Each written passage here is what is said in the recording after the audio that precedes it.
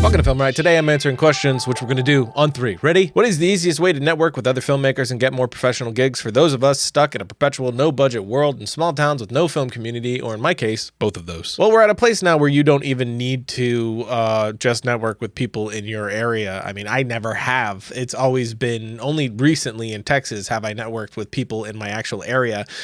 Before that, it was always just remote, and you can do that just by going online and watching other people's stuff, commenting on people's stuff, and trying to build a relationship that way, just through Twitter, reaching out to somebody, telling them, I like your stuff, I'd love to talk, things like that. But make sure you're not reaching above your level, that you're reaching people that are on the same level as you, that you can then go on that journey of discovery on how you're doing your craft together.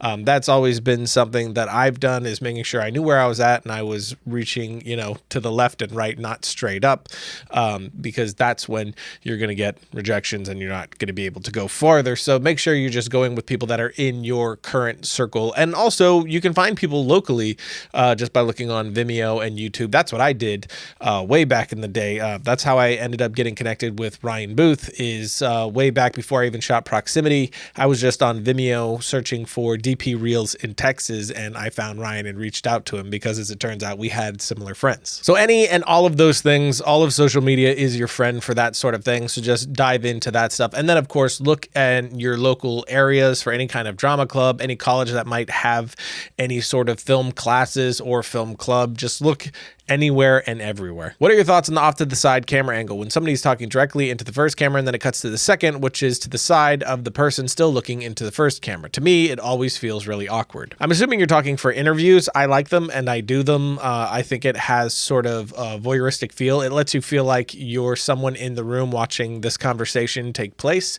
and it's a nice way to break out and show another side of the person that's talking. I do it often. I don't always do it. Depends on what I'm doing, what type of interview that I'm doing, but it is something that I dig. This question wants to know whether they should buy the H4n or the H5. I think either one are going to work really well for you. I have the H4n still. I still use it and I still love it. Zoom makes a really great products. If you could go for a sound devices, I would definitely go with that. They have really great preamps. Their stuff sounds really, really clean, but the Zoom stuff sounds really great as well. If you don't need a bunch of channels to record on, either of those are going to be great for you, and none of them are going to completely eliminate background noise. That's not a thing. If the background noise is there, it's just there. That's something you're going to have to deal with in post, so just keep that in mind.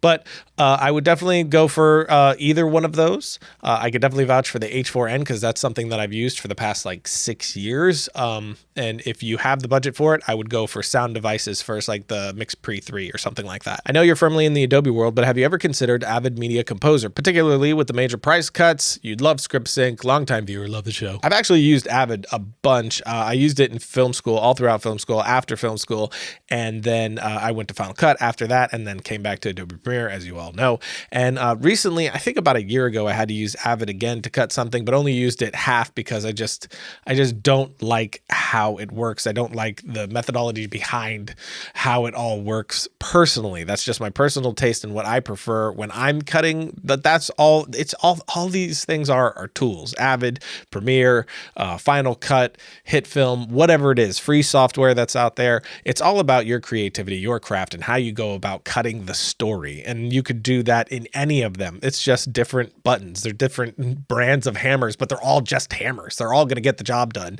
So it's really about what makes the most sense for you, what works for you with best for the way that you like to work, and then just go with that. The only time it's going to matter is when you're going into more of a group setting, like a production company or something like that, which then you're just going to have to adhere to the type of software that they want to use and go into that framework. So it is good to know a little bit about all of them because you never really know. But whether you're Avid, Premiere, or Final Cut, who cares? As long as you're getting the work done, you're getting the work done. For me, it's all Premiere. That's head and shoulders above the rest for the way that I like to work.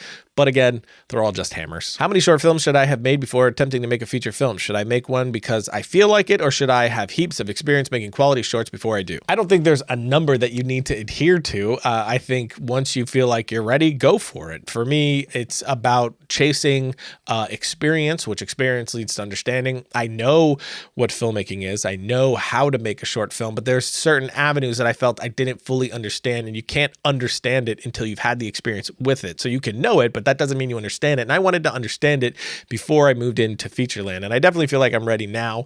I felt that way for about the last 6 months or year even. So I've been moving toward that direction. So it's not something I could tell you. It's only something that you could tell yourself. Do you feel like you have enough understanding and experience to move forward in that realm? Because the thing is, you are asking a bunch of people to really rally behind you for a whole lot of work and time. And I wanted to make sure that I was in a place that I could really do my absolute best to make sure that in the end, it's going to be something that they're proud of and happy that they were a part of. And if you don't know what you're doing yet and you jump into something like that, it could unravel. And that a part of making a feature for me is protecting the people that are involved. And a big part of protecting them is making sure that the end result is going to be something that they were proud that they put all this time, effort, blood, sweat, and tears believing in you for. So if you feel like you have the experience to where you can, put your best foot forward in that way, then go for it. But again, it's only something that you're going to be able to tell yourself, or maybe it's just something that you and your friends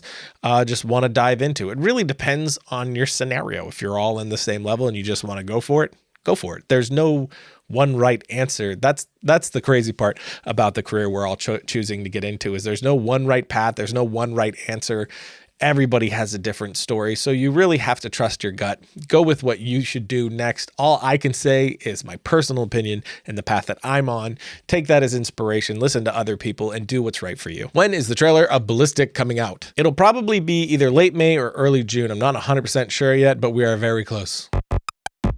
There's nothing more discouraging than having a pile of overdue paperwork just sitting there staring at you while you try to work or do anything you enjoy at all. Well, FreshBooks has their cloud accounting software that gives you more time to do the work that you love and not be discouraged by the paperwork demon. FreshBooks has been redesigned from the ground up and custom built for the way that you work. It's the easiest way to be more productive, organized, and most importantly, get paid quickly. The all-new FreshBooks is not only ridiculously easy to use, it's also packed full of powerful features. Create and send professional-looking invoices in less than 30 seconds, set up online payments with just a couple of clicks, and get paid up to 4 days faster. See when your client has seen your invoice and put an end to the guessing games. Right now, FreshBooks is offering a 30-day unrestricted free trial to our viewers. So go to freshbooks.com/filmright and enter FilmRight in the How Did You Hear About Us section.